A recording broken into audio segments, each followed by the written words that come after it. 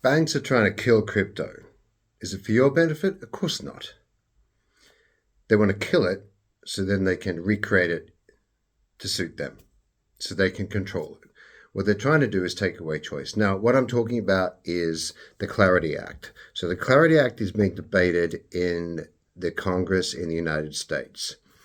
The Clarity Act sets about a bunch of rules under which cryptocurrencies and the cryptocurrency sector will operate, but the contentious issue is stablecoin yield. So let me just break it down. Stablecoin is a blockchain-based currency, so a cryptocurrency that is pegged in one way or another to a fiat currency, or what most people refer to as real money. It's pegged, right? So it's stable. Stablecoins traditionally in decentralized finance applications offer a yield. Okay, so if I lend somebody a stablecoin through a decentralized finance platform, we call it DeFi, and I'm not pro or anti-crypto or pro anti-anything. What I am is pro let us make the decisions, for ourselves, right, for our own interests. So, I could earn a yield off a stablecoin through a DeFi protocol by lending it and somebody else borrows it, pay me an interest rate. The Clarity Act has gotten stuck and Congress has kicked it down the road because the banking sector has said stablecoins should not be allowed to create a yield for people. Because their rationale is because that will create liquidity sucking out of the banks and into the crypto sector. Now, let's just have a look at this. First of all, DeFi's been around for 5-6 years, and these stablecoins have been earning a yield.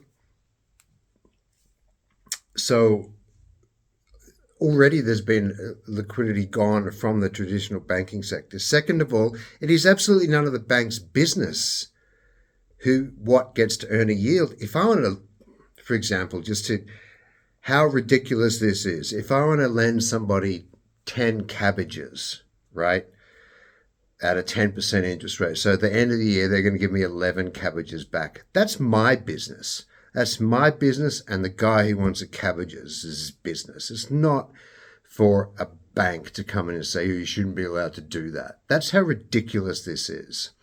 And let me just point out another kind of point of complete ridiculousness is USDC is a stable coin that is backed by the US dollar, and it is issued by a company called Circle. Circle is a publicly listed company, and Circle, in fact, has an application to become a bank. So it's an American company. So how Circle works is I give Circle $100. They put it in their bank account, and then they will invest it in treasury yields and stuff, treasury bonds, to make a little bit of yield. And then they will give me 100 USDC coins on a blockchain, and I can do with that whatever I want. So that's the backing mechanism that Circle has. Now, Circle is distributed through many different platforms. So I'm not literally going to Circle and giving them money and they give it back. It's they work with Coinbase, and there's Circle everywhere. USDC is everywhere, all over crypto, right? It's on exchanges. It's in decentralized platforms. It's everywhere. So it's not literally every single person goes to Circle, has an account, puts money in the bank, and gets USDC from Circle. Circle issue it indirectly. So in fact, it's not even Circle that generates the yield, right? It's the users and the other platforms that distribute Circle. So the banks are saying, if stablecoins can offer a yield, an interest rate, then that's bad for us because people are going to take their money off of the banks and put it into blockchain currencies or cryptocurrencies, which has already been happening, which is none of the bank's business, and which creates more choice for people. And it's as ridiculous as the cabbage example that I just gave.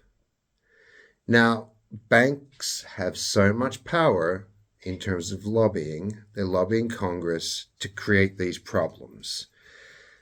In the meantime, in the background, because I know this, I get the email updates and stuff like that, major Wall Street trillion-dollar banks are hiring massively for blockchain engineers. What they're trying to do is kill crypto and recreate it in their own image. If that doesn't make the hairs on the back of your neck stand up, I don't know what will.